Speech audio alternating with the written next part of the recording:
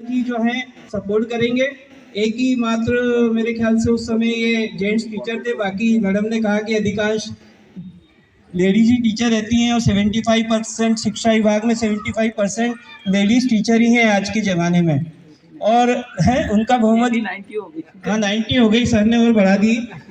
और मैं आगे 100 मत कर देना सर, ये तो 100 हो जाएंगे तो फिर अपन अल्पसंख्यक हो जाएंगे। वैसे भी चल ही रहे अल्पसंख्यक है ही, कोई बात नहीं।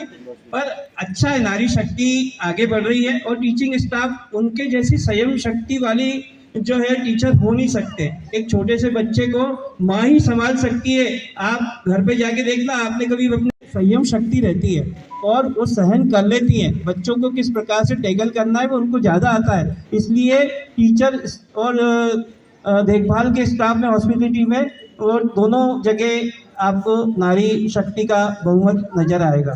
तो मैं शुक्ला जी की बात पे आता हूँ। तो शुक्ला जी के कारण ही वहाँ आया और शुक्ला जी का जीवन मैंने पास से देखा, 30 साल से देख रहा हूँ और 11 साल से तो बिल्कुल नज़दीक से देखा है कि कभी भी, जैसे इन्होंने बताया कि सर ने अभी आपने बताया, टाइम की पंक्चुअलिटी, हर समय 10 मिनट पहले स्कूल में आते थे। किसी के सामने कोई ये कहे कि देर से आए, ये आज तक इनके स्वभाव में रहा नहीं। तो जहाँ विचारों का मेल होता है वहीं दोस्त बनते हैं। अगर आपके विचार उससे नहीं मिलेंगे तो आपका दोस्त नहीं हो सकता, वो आपसे दूर ही रहेगा। तो आज जितने भी मेरे साथी यहाँ बैठे हैं उनके विचार और मेरे विचार मिलते हैं, इसलिए वो मेरे दोस्त हैं, मेरे साथी हैं। जो फौज है वो इजराइल की भांति है, छोटी सी फौज है हमारी, ज़्यादा बड़े हमारे रस्म परिवार में ज़्यादा लोग नहीं है, छोटी सी फौज है, लेकिन चाइना जैसे लोगों को पानी पिला सकती है। ये जो है हमारा स्वभाव है कि हमारे में हम कम लोग हैं, हमारी शक्ति लेकिन उससे 10 गुनी ज़्यादा है।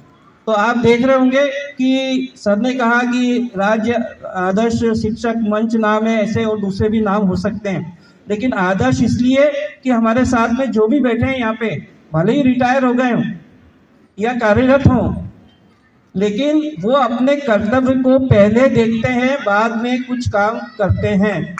ये सबसे बड़ी विशेषता है हमारे साथियों की और हमारे संगठन की। हम कभी भी उस व्यक्ति का समर्थन नहीं करते जो काम नहीं करता हो, अपने सरकारी दायित्व से विमुख रहता हो। ऐसे कभी भी हम किसी भी लोगों को समर्थन नहीं करते। पढ़ाई के कारण हमारे बच्चे आज बड़े हुए हैं, वो अच्छे स्थानों पे गए हैं, उनके साथ कभी भी आप बेईमानी मत करो। जो आज जो हमारे साथी हैं वो यही करते रहे हैं और करते रहेंगे और मैं आगे भी यही चाहता हूँ। तो मेरा ये कहना है कि शुक्ला जी के जो गुण हैं वो गुणों की खान है और मेरे ख्याल से उसको यदि सबने एडॉप्ट कर लिया तो वो निश्चित रूप से आदर्श हो ही जाएगा, उसको बनाना नहीं पड़ेगा, वो अपने आप आदर्श हो जाएगा। शुक्ला जी ने बहुत त्याग किया है, आपने सुना उनके बारे में, कितने त्याग किया है उन्होंने। परिवार के लिए त्याग किया, बच्चों के लिए त्याग किया, स्वयं के लिए उन्होंने कभी कुछ सोचा नहीं। उन्होंने यही उनके मन में, जब भी बात उनसे हम बैठते थे इंटरवल में या जब भी समय होता था, तो यही सोचते थे कि भाई मेरे परिवार में आज हमारे भतीजा ये कर रहा है, मेरे भतीजे को ये जाना है, या मेरे जो मम्मी की ये तबीयत खराब है, या किसी न किसी परिवार के और स्कूल, ये 2 चीज़ों में बहुत सोचा।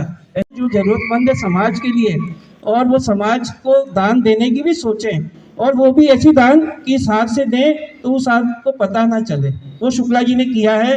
ये उनकी सबसे बड़ी खूबी है, स्कूल के लिए समर्पण, बच्चों के लिए समर्पण और सभी के लिए समर्पण। शिक्षा विभाग में आए तो इनकी दबंगता, जैसे कहा बच्चे ने, पार्थ ने, कि बुंदेलखंडी हैं, तो वहाँ की उनके पानी में ही वो एक संघर्ष की और एक लड़ने का मादा होता है, वो उनमें है।